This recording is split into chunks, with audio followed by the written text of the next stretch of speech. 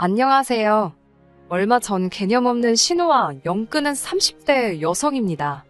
이렇게 사연을 쓰게 된 건 신우가 듣고 반성 좀 했으면 하는 마음에서 저와 남편은 시부모님의 소개로 만난 사이입니다. 말 그대로 저와 남편의 만남을 어머님께서 주선하셨거든요.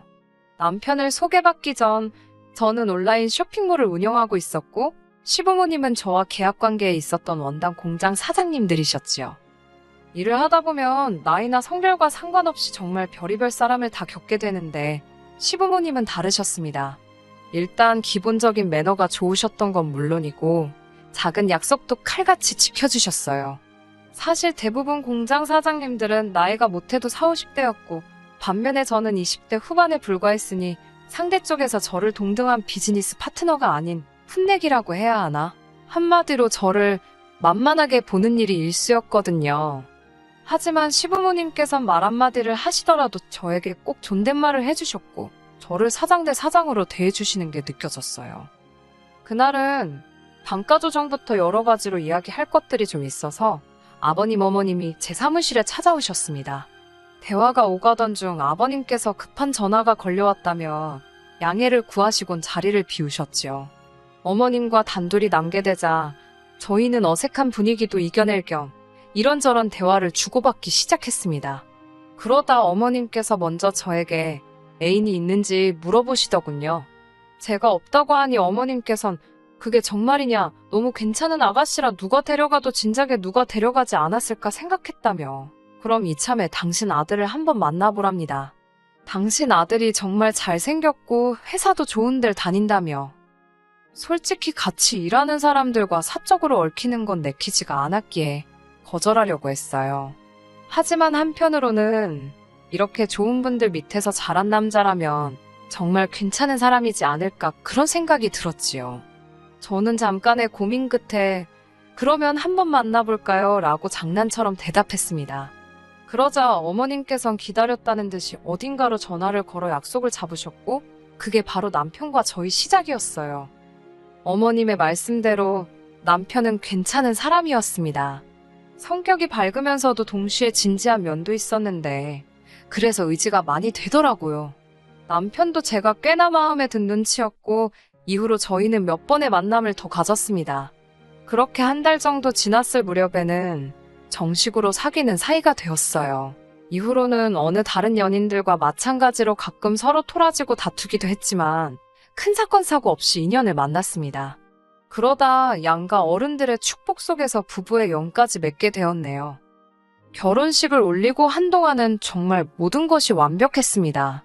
인자하신 시부모님과 능력있고 자상한 남편, 거기다 제가 운영하던 쇼핑몰도 조금씩이지만 나날이 매출이 증가하고 있었으니까요. 하지만 이 행복은 오래가지 못했어요. 제가 사고를 당했거든요. 그날도 거래처에 들렸다가 집으로 돌아오는 길이었습니다. 차를 세워둔 건너편 주차장에 가기 위해 신호등이 바뀌길 기다리고 있었는데 순간 제 몸이 붕 뜨더라고요. 정신을 차렸을 땐 병원이었습니다. 나중에 듣기로는 갑자기 나타난 차가 저를 그대로 밀어버렸다고 하더군요. 저는 병원에서 눈을 떴고 그땐 남편뿐만 아니라 양가 어른들이 다 와 계셨습니다. 제 상태가 많이 좋지 못했어요. 특히 하반신 부상이 심했는데 발목을 절단해야 될지도 모른다는 말까지 나왔었답니다. 남편은 그럴 리 없다면서도 저 몰래 의족도 찾아보고 그랬을 정도였지요. 그래도 불행 중 다행이라 해야 할지 비록 영구적인 장애가 생겼지만 발목은 절단하지 않았습니다. 다만 뛰는 건 고사하고 한쪽 발을 절게 되었지요. 사고로 인해 저는 운영하던 쇼핑몰을 접었고 이후로 우울증에 시달리게 되었습니다. 친정에는 우울증에 걸렸다는 소리는 꺼내지 못했어요. 친정부모님께선 치매에 걸린 친할머니의 병수발을 들고 계셨던 데다가 하나뿐인 딸이 장애가 생겼다는 사실에 무척 힘들어하셨거든요. 그런 친정부모님께 더 큰 근심을 안겨드릴 순 없었네요. 시부모님께서는 이런 제 상태를 너무나 안타까워하셨어요. 그러다 하루는 저에게 조심스레 합가를 제안하시더군요. 시집살이를 시키겠다는 게 아니라 그래도 오가는 사람이 많은 곳에서 사는 게 덜 심심하고 덜 외롭지 않겠냐는 말씀이셨지요. 다른 사람들은 어떻게 받아들였을지 모르지만 제게는 제법 솔깃하게 들렸습니다. 어머님 아버님께서 저희한테 생활비를 바라는 것도 아니셨고 그렇다고 저더러 살림을 하란 것도 아니었어요. 살림은 도우미 이모님이 오셨고 남편이나 시부모님 모두 식사 대부분을 밖에서 해결했으니까요. 굳이 신경이 쓰인다면 신우의 존재였는데 사실 합가를 하기 전까지는 신우랑 크게 부딪히는 일이 없었기 때문에 그때만 하더라도 신우의 존재는 중요한 사항이 아니었습니다. 그렇게 남편과의 상의 끝에 시댁에 들어가 살기로 했네요. 합가 전 저희는 서울 외곽에서 어머님 아버님은 공장 근처에 위치한 2층짜리 전원주택에 살고 계셨어요. 남편보다 2살 어린 신우 역시 어머님 아버님과 함께 살고 있었는데 처음부터 그랬던 것은 아닙니다. 저와 남편이 결혼할 때만 하더라도 신우 역시 서울에서 자취를 하고 있었어요. 그런데 신우가 새들어 살던 집을 어찌나 더럽게 썼던지 하루는 그 집주인이 시부모님한테 연락을 해왔답니다. 와서 당신 딸이 어떻게 해놓고 사는지 한번 직접 보라면서요. 평생 남에게 피해주는 걸 죄라고 생각하시던 어머님 아버님께서는 이게 다 무슨 소린가 싶어 그 길로 신우가 자취하는 방에 찾아갔다가 기절하시는 줄 알았답니다. 남편도 같이 갔었는데 표현하기를 쓰레기장도 그런 쓰레기장이 없었다대요. 어디서 잠을 잤을까 싶을 정도로 방 안에는 어마어마한 쓰레기가 들어차 있었고 싱크대에 쌓여있던 상한 음식에서는 구더기가 보일 정도였다고요. 결국 어머님께서 그 집 청소비 다 물어주시고 그 길로 신우를 끌고 오다시피 해서 지금까지 옆에 끼고 살고 계셨지요. 그런 신우와 저는 같이 살기 시작하고 얼마 지나지 않아서부터 부딪히기 시작했습니다. 비록 저에게 집안일을 하라고 시키는 사람은 없었지만 그래도 남편은 물론이고 어머님 아버님도 매일같이 출퇴근을 하시는데 혼자 집에서 아무것도 안 하고 있는 건 말이 안 된다 싶었지요. 이모님이 오시는 건 오시는 거고 저도 저 나름대로 조금씩 집 정리도 하고 그랬습니다. 제가 원해서 하는 집안일이다 보니 신우가 도와주길 바라고 그런 것도 전혀 없었어요. 그런데 하루는 신우가 대변이 묻은 듯한 속옷을 빨래통에 던져놨더라고요. 아무리 제가 내켜서 하는 집안일이어도 막말로 똥 묻은 신우 속옷을 빨고 싶었겠어요? 손도 대기 싫었지요. 그렇다고 그냥 두자니 제 속옷이 아니어도 이모님 보기 부끄럽고 참고로 저희 시부모님도 속옷 빨래는 직접 하십니다. 제가 신우에게 문자로 속옷은 이렇게 내놓지 말고 샤워하고 그럴 때 직접 빨라고 했어요. 그러자 신우가 바로 답장이 오더라고요. 더러워서 만지기 싫답니다. 아니 자기도 더러워서 자기 속옷이 만지기 싫으면 남인저나 이모님은 어떻겠어요? 말이 안 통하는구나 싶어서 비닐 장갑 낀 손으로 그 속옷 그대로 집어다 신우 방에 다시 가져다 뒀습니다. 자기 눈으로 보면 부끄러운 줄 알겠지. 그런데 이게 웬걸요. 이튿날 그 속옷이 그대로 또 빨래통에 나와 있었는데 아주 대자로 펼쳐놨더라니까요. 제가 결국 그대로 사진 찍어서 남편한테 보냈습니다. 그러자 남편이 신우 빨래는 아무것도 하지 말라대요. 그래서 안 하고 저희 빨래랑 시부모님 빨래만 했어요. 그랬더니 세상에 2주가 지나가도록 그 속옷이 그대로 있더라고요. 이 일이 있은 이후로 신우는 걸핏하면 저에게 심술을 부리기 시작했습니다.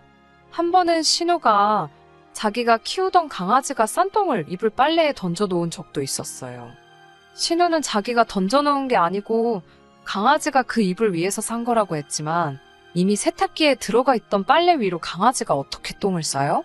심지어 통돌이 세탁기라 강아지가 무슨 천프라도에서 들어갔다는 건지 말도 안 되는 소리였지요. 이야기하는 김에 하는 거지만 거짓말도 어느 정도 머리가 돌아가는 사람이 해야지 왜 저러나 싶을 정도로 한심한 거짓말만 해대더라니까요. 하지만 이런 신우의 심술 때문에 제가 신우를 안 보고 살겠다고 한 건 아니에요. 사실 이런 심술들은 너무 유치해서 상대할 가치도 느끼지 못했습니다. 순간순간 화는 났어도 거기까지였어요.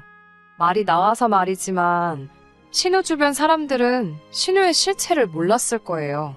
밖에 나갈 땐 진짜 멀쩡한 사람처럼 번지르르하게 차려입고 나갔으니까요. 거기까지는 뭐 솔직히 제가 뭐라고 하지도 않았어요. 다 큰 성인이 이렇게 살든 저렇게 살든 저한테 피해만 안 주면 된다라는 심정으로 포기한 상태이기도 했고요. 한편 어머님 아버님도 신우 상태에 대해서 문제점을 느끼셨는지 도우미 이모님과 저에게 부탁을 하시더라고요. 신우에 관한 것, 예를 들어서 신우 빨래라던가 신우가 먹고 난 식기들을 치우는 것, 그리고 신우방 청소 같은 건 절대로 해주지 말라고요. 특히 저에게는 만약에 신우방에서 썩은 내가 나서 괴롭더라도 절대 먼저 치워주지 말라셨습니다. 신우도 좋은 남자 만나서 시집가고 해야 되는데 저 지경이면 누가 좋다고 하겠냐고요. 그래도 최소한 시부모님께서 문제를 인지하고 계시니 참 다행이다 싶었습니다. 그리고 저야 당연히 어머님 아버님이 하라는 대로 했지요. 제가 무슨 집안일 못해서 한장한 귀신이 붙은 것도 아니고 그렇다고 신우랑 사이가 좋았던 것도 아닌데 굳이 해주지 말라는 걸 찾아가며 해줄 이유가 없었으니까요. 그러자 신우가 처음엔 도우미 이모님한테 아주 야단이더라고요. 아줌마가 뭔데 집안일을 입맛대로 하냐, 내가 주인집 딸인 거 안 보이냐, 이런 식으로요. 이모님은 신우의 폭언을 그대로 녹음해서 어머님 아버님께 들려드렸고 어머님 아버님께선 그 이모님께 얼마나 미안해 하시던지 그 일로 인해 시부모님께선 신우에게 주던 용돈을 아예 끊어버리셨습니다. 필요하면 네가 나가서 일해서 벌어 쓰라고요. 그러자 신우는 이 모든 게 저 때문이라며 또 다시 저한테 화풀이를 하기 시작하더군요. 왜 다른 사람들 옷은 다 빨아주면서 자기 건 손도 안 대냐? 왜 자기가 쓰는 화장실은 청소를 안 하냐? 저는 신우에게 제가 하고 싶으면 하는 거고 안 하고 싶으면 안 하는 거다. 내가 아가씨 몸종도 아니고 왜 아가씨가 어지른 걸 내가 하냐? 아가씨가 알아서 하라고 받아쳤어요. 그러자 신우가 저더러 이제서야 본색을 드러낸다며 별의별 말 같지도 않은 소리를 하는데 솔직히 상대도 안 해줬습니다. 신우도 제가 자기를 상대해주지 않으니까 어지간히도 약이 올랐던 모양이에요. 자기 말을 들어주는 사람이 없어서 더 그랬을 수도 있어요. 그렇다고 해도 남의 물건에 함부로 손을 대서는 안 되잖아요. 그건 어린 아이들도 아는 거 아닌가요? 사실 신우가 예전에도 몇 번 제 옷을 몰래 훔쳐 입고 그랬던 건 진작에 알고 있었어요. 그냥 얌전히 입었으면 저도 말을 안 해요. 마음대로 말도 없이 가져다 입고 그래놓고 돌려주지도 않고 나중에 보면 자기 옷장에 처박아 놓기도 하고 심지어 어디서 사온 옷처럼 쇼핑백에 넣어서 자기 방에 숨겨두기도 하고 별의별 일이 다 있었는데 그럴 때마다 어머님이나 남편이 미안하다 하고 돈으로 물어주기도 하고 새 옷으로 사주기도 하고 그랬습니다. 두 사람이 따로 신우를 불러서 몇 번 뭐라고 한 것도 알고 있어요. 하지만 솔직히 어머님이나 남편 입장에서 번번이 신우의 못난 모습을 저에게 보여주는 게 솔직히 마음이 좋지는 않았겠지요. 고슴도치도 자기 새끼는 이쁜 법이라잖아요. 그래서 가능하면 저도 신우가 잘못한 걸 시시콜콜 전부 다 어머님 아버님께 말씀드리지는 않았어요. 그런데 이번만큼은 도저히 그냥 넘어갈 수가 없었습니다. 저에게는 아끼는 구두 하나가 있어요. 제가 남편과 결혼식을 올릴 때 신었던 구두인데 친정아버지가 직접 가서 사다 주신 거예요. 아버지 말씀이 시집가는 딸 꽃길만 걸으라는 뜻으로 꼭 직접 사주고 싶으셨대요.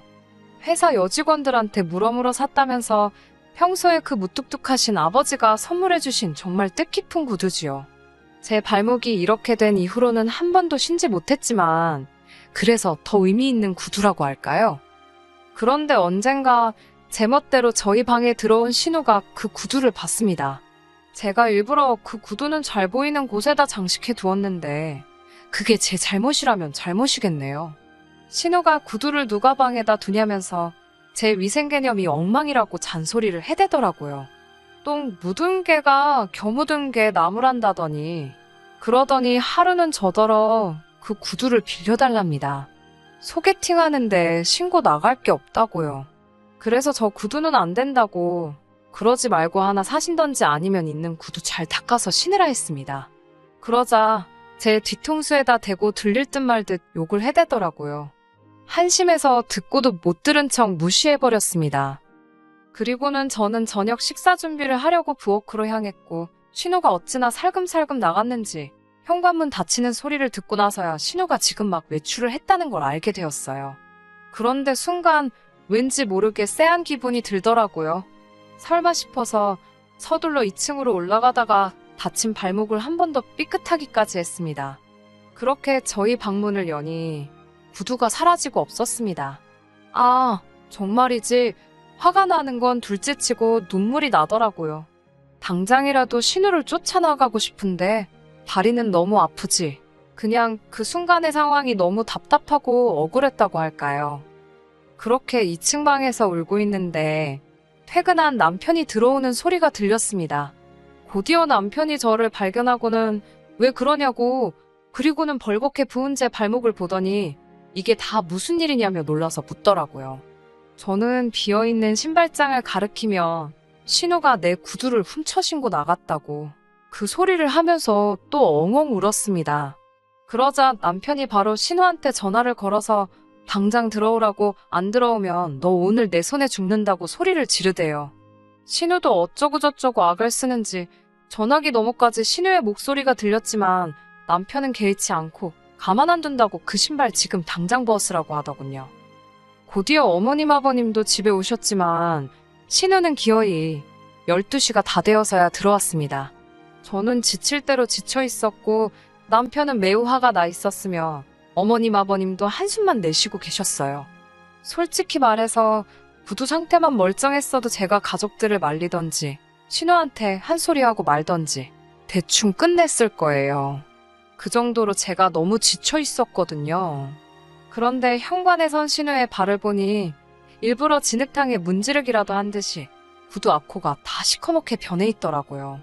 그 구두를 보니 또 눈물이 나대요. 남편이 신우더러 장난하냐고, 새언니 구두는 왜 말도 없이 신고 나가서 이렇게 하고 들어오냐니까 신우가 이깟 구두가 뭔데 하루 종일 가족들이 자길 귀찮게 하냐면서 냅다 구두를 벗더니 바닥이 후드려 치는 거예요. 정말 저게 미쳤나 싶을 정도로 아주 악을 쓰면서 말이지요. 그러더니 급기야 저를 노려보면서 제 다리를 비하하는 단어를 쓰면서 제가 순화해서 말하는 거지만 발목도 정상이 아닌 게 무슨 신지도 못할 구두를 가지고 울고 짜냐면서 쇼하지 말랍니다. 아, 정말이지. 제 마음 한구석에서 커다란 납덩이가 쿵 하고 떨어지는 심정이었달까요. 그때는 벙쪄서 눈물도 안 나대요. 그때였습니다. 남편이 당장이라도 신우를 한 대 치기라도 할 기세로 손을 들어올렸는데 남편보다 어머님이 빠르셨어요. 어머님께서 신우뺨을 냅다 갈기시더니 너 같은 걸 어디까지 받아줘야 하냐면서 소리를 지르셨습니다. 그리고는 신우더러 이 집에서 당장 나가라고 하시더군요.